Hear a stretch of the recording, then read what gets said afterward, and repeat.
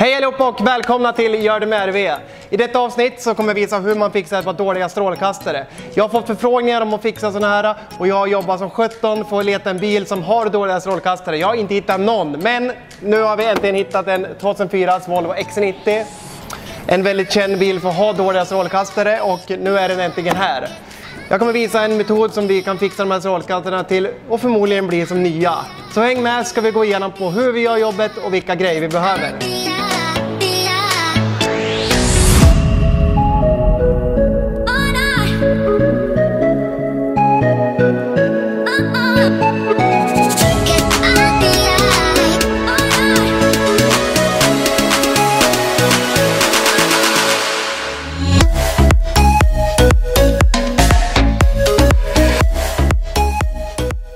Metoden vi ska använda är en våtslipning med våtslipapper som vi kommer avsluta med en rubbing. Det första vi behöver är en maskeringstejp. Den här tejpen ska vi använda för att skydda kanterna här. Vi vill bara slipa på strålkastaren, vi vill inte slipa på lacken och komma åt och göra fula repor. Sen behöver vi en flaska. Det är en helt vanlig fönsterputsflaska som jag använt i någon tidigare film. Den här gången har jag tappat upp med vanligt kranvatten. Det här vattnet ska man använda till att spraya på lyktan och spraya på sandpappret så att det blir smörjning. Ett våtslipapper fungerar inte utan vatten.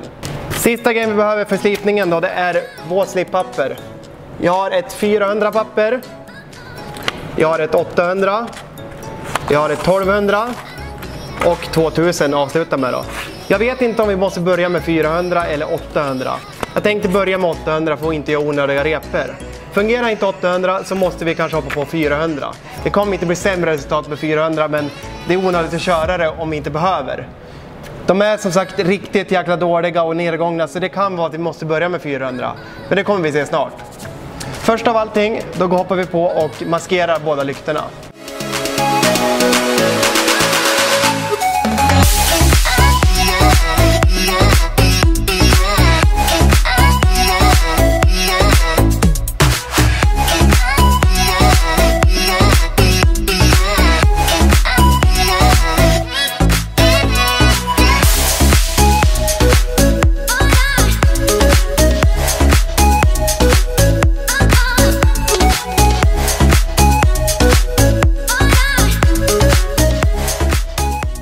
När du kör maskeringen så kan du egentligen tejpa hur mycket du vill. Jag har sett till att tejpa, och det ska ni också göra så att ni känner er säker. Att ni inte kommer att komma åt med våtslippappret på lacken. Det är det ni ska tänka på. Nu hoppar vi vidare till att börja använda våtslipapper. Som ni ser här så har jag ett 800. Det är nog det vanligaste pappret som man börjar med.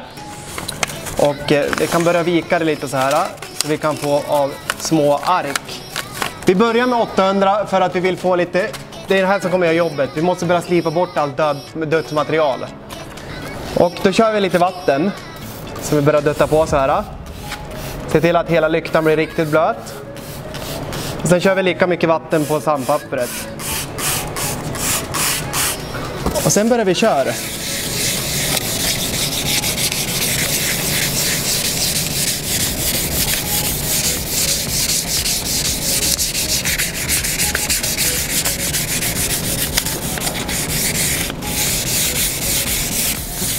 Så fort som du känner att det inte är blött längre, då sprayar du bara på mer vatten. Som ni ser här så blir det redan vitt. Det är för att jag börjar gnugga bort plast nu från lyktan. Och här ska vi jobba nu ända tills lyktan blir riktigt matt. Och vi vill ha en jämn matt yta. Vi vill inte att det ska bli fläckigt.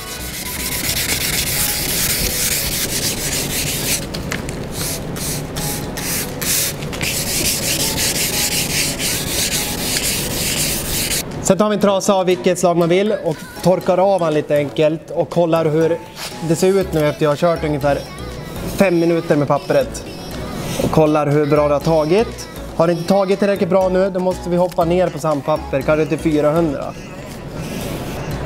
Som ni ser här, nu har jag kört ett varv med 800 papper och jag är inte riktigt nöjd med resultatet. Så vi kommer börja att köra med 400 som är befarade. Vi tar det här pappret och river av som förut så vi får av lite små ark. Och sen kör vi samma procedur igen.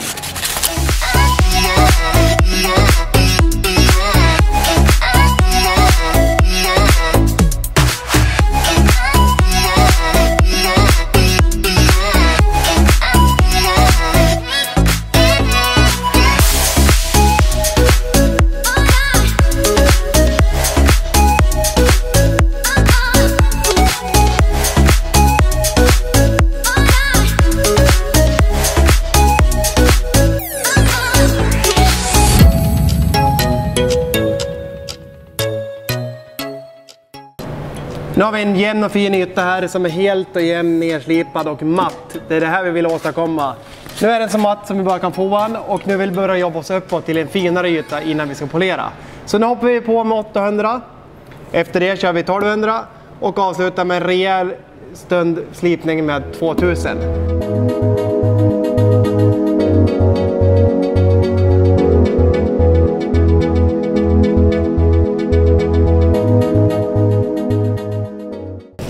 Sådär, då börjar vi bli klar med 800. Tar vi och torkar bort och kollar om vi har fått en jämn och fin yta, vilket jag hoppas. Kommer fortfarande vara väldigt repigt, men vi jobbar ju sakta men säkert oss ner mot en väldigt fina repor som sen går att polera bort som sagt. Och det här ser ju riktigt bra ut.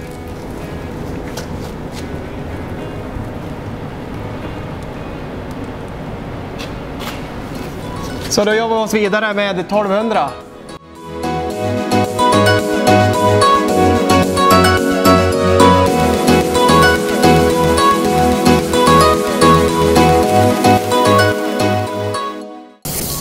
Sådär, nu tror jag att vi börjar och nöja oss med 1200. Vi kan spraya ner lite som vatten och kolla hur det ser ut. Ni ser redan här, det börjar bli mycket finare. Det börjar bli mycket klarare att se igenom. Så att, jag tror vi hoppar på 2000 direkt nu och börjar göra klart det här. Och som sagt, lägg ner mycket tid på 2000 som är sista pappret. För det är det som kommer göra sista effekten. Okej, 2000. På med vatten. Samma process. På med vatten på pappret. Och så börjar vi köra igen.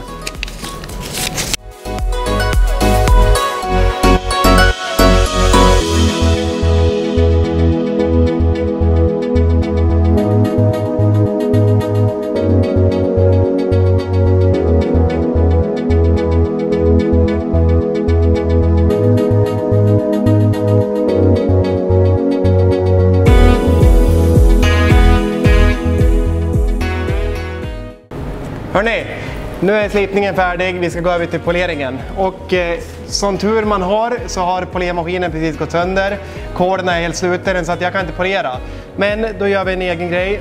Jag har fixat en liten pad här och gjort en liten lösning med en M10 bult som jag slipat ner. Och så har jag fixat en liten polertrissa, en gul. Man vill ha ganska hård. Sätter vi fast den här så han sitter någorlunda centrerat. Och sen tänkte jag faktiskt prova att polera med en skruvdragare. Jag har aldrig gjort det, men jag har hört att det ska gå. Så att ska jag dra åt den här. Sätta fast den. Tyvärr så har jag inte fått det här riktigt rakt. Så han kommer pendla lite och bli lite oscillerande. Men det ska inte göra någonting. Vill man ha bra resultat så måste man polera med en skruvdragare nu i det här fallet. Men annars så ska det vara en polermaskin som är roterande, som snurrar som en cirkel. Det ska inte vara en oscillerande maskin som snurrar så här eller att den snurrar så här i ojämnt mönster. En sån polermaskin använder man vid enklare polish eller när man lägger vax.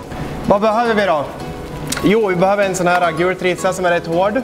Vi behöver rubbing. Vi behöver en mikrofiberduk för att torka bort rubbingen sen. Det här är 3M's rubbing grönkork, fast den är en helt annan flaska nu. Vi börjar att lägga på lite sånt här. Rätt mycket. Så vi får en liten yta. Så här. Sen tar vi och duttar ut den lite här.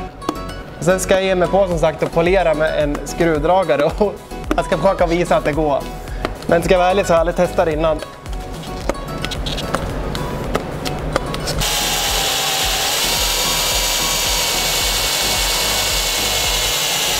När man kör en maskin som roterar så här så kan man inte hålla emot så här. För den blir helt omöjlig att köra. Ser ni, han vandrar. Man håller den lite snett och slipar med kanten. Inte för mycket med kanten, men ungefär så här. Och tryck inte för mycket.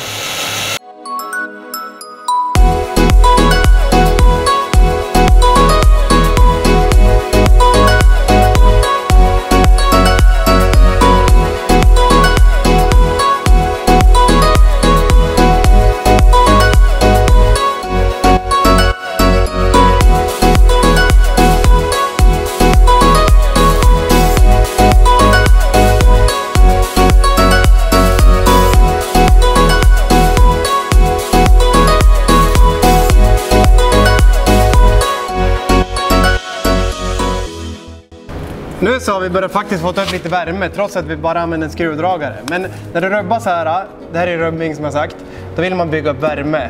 För det är då det börjar nöter. En polermaskin av något slag som inte bygger upp värme, då ger ingen effekt. Du tar inte bort några repor då. Men nu tror jag vi börjar torka av och se hur det ser ut.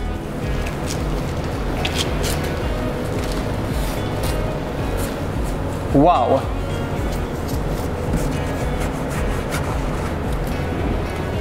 Och som sagt, man ska ju inte polera med en skruvdragare. Det finns inget proffs som gör det, men nu var det här det enda jag hade och jag har polerat så mycket med riktiga proffsmaskiner, men jag kan inte påstå att det här blir mycket sämre. Så att har ni ingen riktig polermaskin hemma så kan ni absolut använda så här. Det fungerade skitbra i det här jobbet.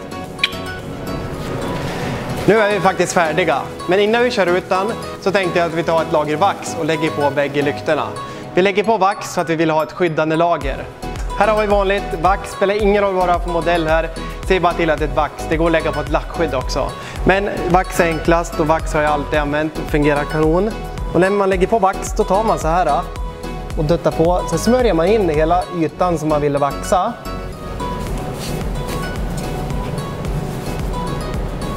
Ta heller lite för mycket än för lite. Och så ser du till att allting blir täckt. Och så där ja, nu tar vi och väntar tills det här vaxet får torka in. Man kan säga ungefär, det beror helt på vad det är för temperatur, men en halvtimme är kanon tid att vänta. Så tar vi lite kaffe och väntar nu. Okej, vaxet har torkat. Då tar vi en helt vanlig mikrofiberduk igen och torkar av.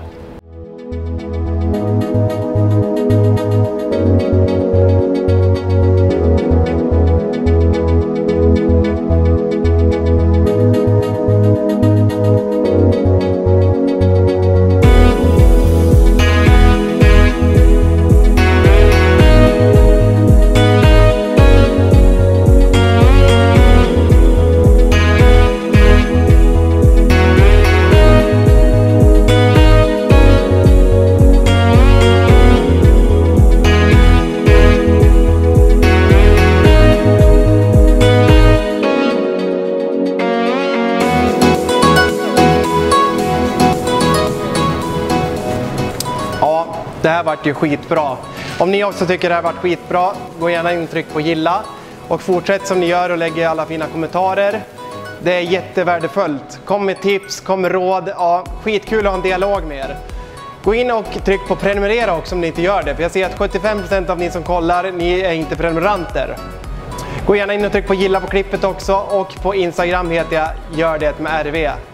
Snart hörs vi igen, då kommer nästa klipp. Tills dess får ni ha det riktigt jäkla bra. Hej då!